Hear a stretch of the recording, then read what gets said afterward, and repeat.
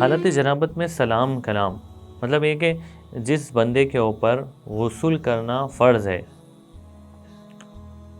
اگر وہ کہیں بیٹھا ہوا ہے، کوئی وہاں آ کر اس کو سلام کیے تو جواب دے سکتے نہیں دے سکتے؟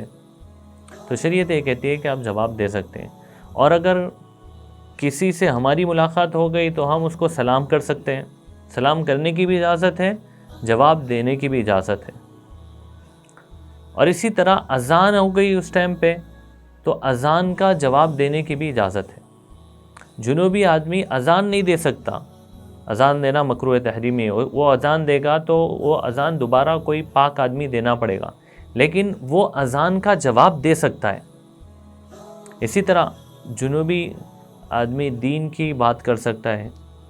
اسی طرح جنابت کی حالت میں کھانا کھا سکتے ہیں، بہتر ہے کہ وضو کر کے کھائیں۔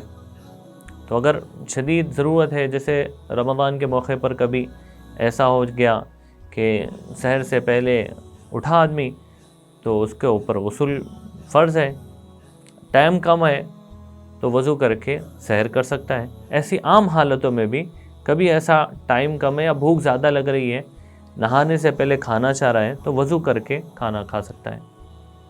تو یہ چیزیں چھوٹی چھوٹی ہیں لیکن اہم ہے، تو اس کو یاد رکھیں، دوسروں کو بھی بتائیں۔ اس کی اور بھی تفصیل فتاوی عالمگیری والیوم نمبر 1 پیج نمبر 38 پر لکھی ہوئی ہے۔